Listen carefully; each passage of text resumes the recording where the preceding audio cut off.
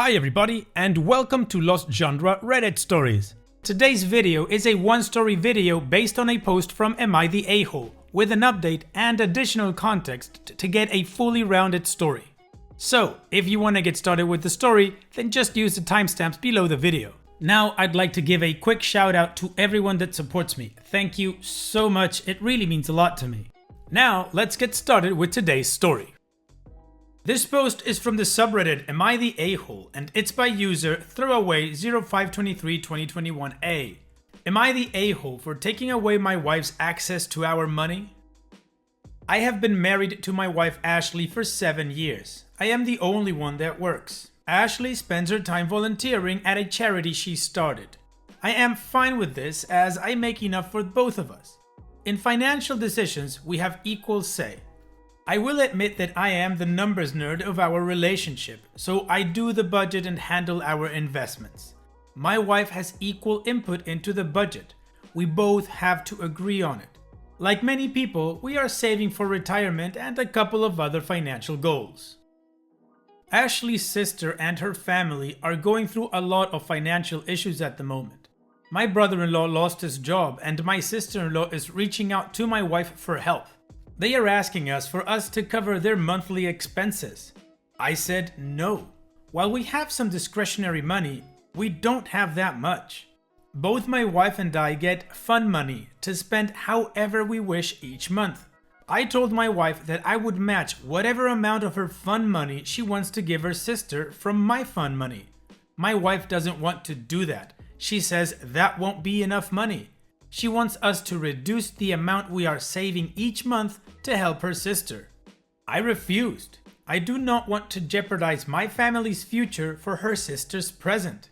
Ashley was very unhappy with my answer, but I refused to change my mind. I found out last week that my wife gave her sister money out of our general savings account. I was furious. To me, this is a complete betrayal of trust. I confronted her and her reply was that I forced her to go behind my back by being unreasonable. I was angry. I ended up going to the bank and opening up new accounts in my name only. I moved the balances to my new accounts. I left in enough money for the expenses that she typically pays according to our budget. Things like groceries, her gas, etc. as well as her fun money. I did not leave her without access to any money. I did leave her with access only to money that she is supposed to spend according to the budget we both agreed to. I went home and told her what I had done.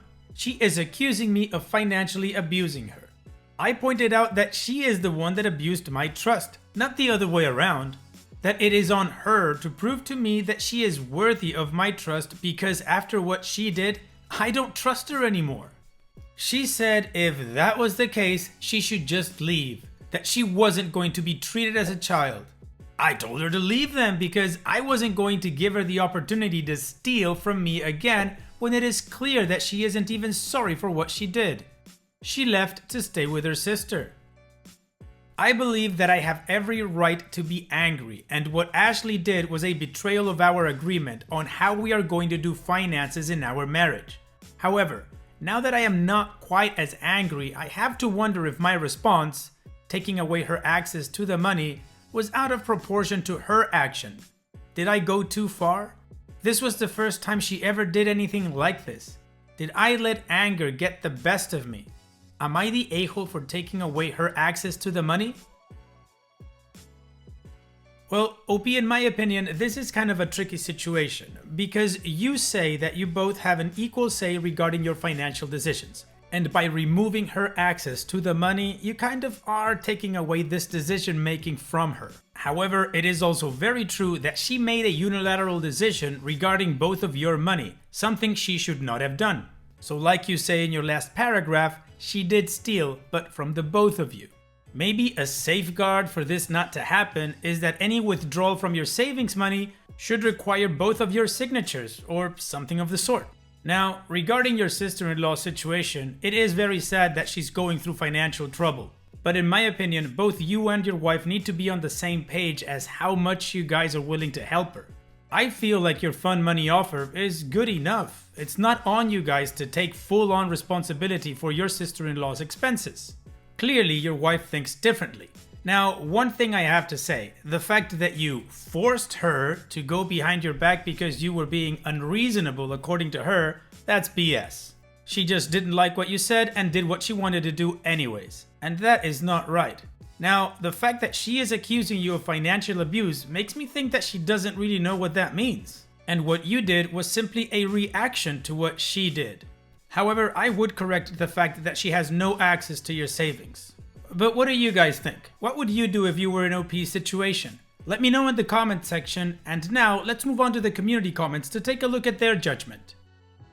Cat Got Your Tongue says, I came here ready to think you were an a-hole from the title, but I think that what your wife did was awful.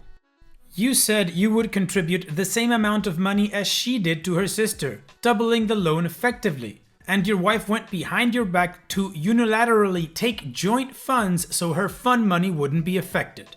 You're not the a-hole, your wife is being an unreasonable mooch. Normally, I hate how quickly Reddit is to tell people to dump their partners, but if you don't have kids, now is a great time to consider whether you could handle a lifetime of this person and this behavior. 6OFH says, not the a-hole. She was the person who was being unreasonable here. You did not abuse her financially. I am not sure if this was taken too far. It sounds entirely reasonable from what you have written. I guess you need to ask yourself what you will do if she doesn't compromise at all. And OP responds, that is the big question. I love her, but I can't see myself staying with someone I can't trust.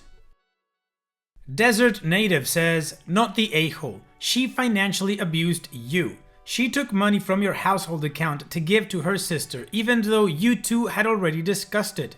If you each have your own separate money, she had no right stealing from the family account for something that was not for your family. She is not being treated as a child. She's being treated like someone who has betrayed her partner financially. And OP responds, we didn't have separate accounts. On the budget, we both set an amount of money to do with what we want. We labeled this fun money. Now, there were some people saying that OP's use of the word steal was wrong, to which OP responded, when I said she stole from me, I should have said that she stole from us, as in the team of her and me. However, I am the one that is upset about it, and it feels personal to me. The idea of my wife paying back money to me or us just seems weird and was never discussed. It's like borrowing money from yourself. It's just weird. I understand that she wants to help her sister and family. However, I don't want to support people that aren't doing anything, that I can see at least, to support themselves. To me, there is a huge difference in helping someone that is either doing everything they can to support their family or who can't support their family for reasons outside their control. And I am being asked to support two able-bodied adults that are not doing everything they can to support themselves. Neither sister-in-law nor brother-in-law is working, and there are jobs available. The jobs aren't what brother-in-law is used to. But before I would ask anyone else to support my family, I would be out mowing lawns or delivering pizza or anything else I could, assuming I was physically able to do that, of course. I don't want to give them anything, but I am willing to compromise on that because it is what Ashley wants. But honestly, I see no reason to sacrifice for someone that can help themselves but refuse to. So the comments and OP's answers and what I was able to curate from other answers give us a better perspective on this whole situation. Like OP said, he did compromise, and in some of the comments he put numbers to it. The wife took out $3,000 and OP was willing to compromise up to $1,600 with the fun money approach, which is quite literally meeting her halfway, right? In any case, there is an update, so let's continue with that to see what happened. Well, it looks like the posters that commented that my marriage is doomed were correct. First, after reading the post, I agreed that it was not fair that I had access to our savings and she did not, even though she gave some away without my consent. Following the advice of several posters, I contacted my bank and I found that the account could be changed so that while both of us could deposit money, it would take both our signatures to take money out of the account. This would give her the same control over the accounts that I had by putting them under my name. I contacted Ashley to let her know that I would put the money back in the joint account if we switched the account to require both of our signatures. She said no, that just showed that I didn't trust her. I told her I didn't. She had taken money without my consent. Of course I didn't trust her. She refuses to change the account. I refuse to give her unrestricted access. So right now, I am still the only one with access to the money. We also tried marriage counseling, another suggestion that posters brought up multiple times. The counselor asked both of us to say what we thought was wrong with our relationship. Ashley said that I had abused her by taking away her access to money. I said that Ashley had broken my trust by giving away money without my consent. It took a few sessions, but it became pretty clear that we just weren't going to see things the same way. I wasn't going to commit to supporting her sister's family, and she refused to see giving them money without my consent as a breach of trust.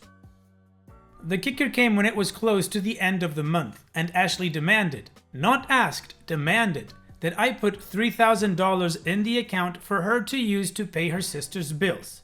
Her reasoning was, since she stayed there, we owed it to them. I told her she was ridiculous, and that if I wouldn't do that while we were together, why in the world would I do it now?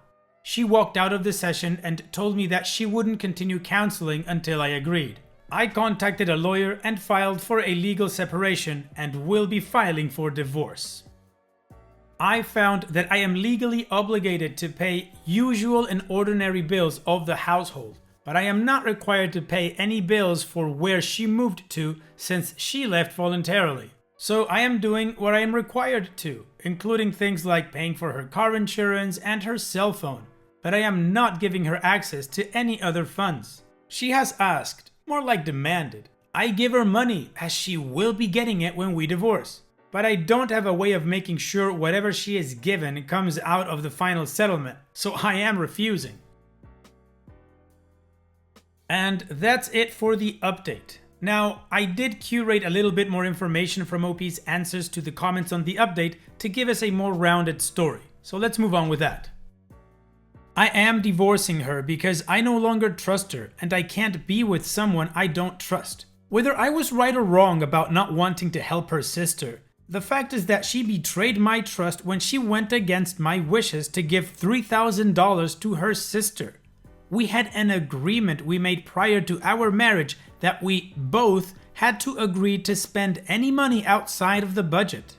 I saw money in that account as belonging to both of us, and that both of us had to agree to spend it.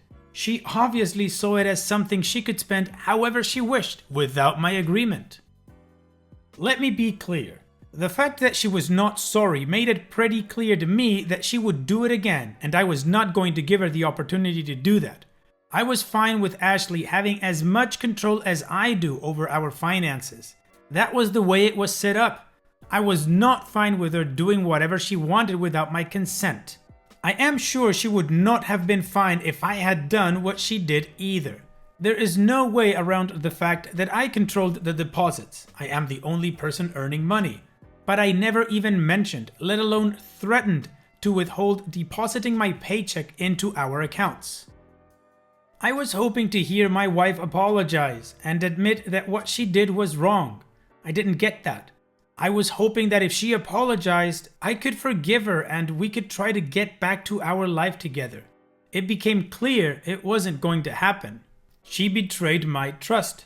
When I confronted her on it, she told me I made her do it and showed absolutely no contrition. I had every reason to believe she would do it again. The fact that she has wanted me to give her money for the sole purpose of handing it over to her sister, even though we aren't even currently living in the same house, tells me that if she could have just taken the money out of the account, she would have. We don't have any kids, so no alimony. We are paying for someone to clean the house and take care of the yard. I had the house before we married. It is covered by the prenup. She will end up with 2 buckets of cash. One is 50% of my 401k, which she will hopefully be smart enough to roll over into her own account. the other being 50% from savings we accrued during our marriage. She'll also get her car, some of the furniture we bought together, and her personal belongings and jewelry. I will admit I have trust issues with money stemming from watching my parents fight over money. I was upfront with Ashley on this well before we were married. It was why we spent so much time discussing money before we were married. The betrayal of trust is not something that I believe I can get past, not given her complete lack of remorse. While I thank you all for taking the time to leave your comments, my marriage is over. I don't know what the future brings. Right now, I am saying I will not get married again. I don't want to give another person the ability to hurt me like this. And that's it. OP, of course it is sad to see a relationship end in divorce, but I think you're right. Trust is a very key component in any relationship. And if you don't think you can trust her, particularly because she doesn't see like she did anything wrong and she might as well just do it again at any moment, then that trust will remain broken forever. Now, of course, you could delude yourself and force yourself to think that you trust her, but we all know that the only thing that's doing is just delaying the inevitable divorce that is coming. So going through divorce right now is what common sense would dictate. Hopefully in time, and if you're open to it, you'll get to meet somebody you can trust again. In the meantime, take care, OP. And it's that time that we've reached the end of the video. I hope you enjoyed today's stories. I certainly did reading them to you. So if you did, then go ahead and give the video a like, and don't forget to subscribe to the channel and become a member of our Discord community that just keeps growing, and it is fantastic. And like I said in the beginning of the video, all of the relevant links are in the video description below, so be sure to check them out. And finally, I'd like to thank you all for taking the time to watch this video. It really does mean a lot to me that you guys enjoy this content, so thank you once again. And having said all that, I will see you guys in the next video.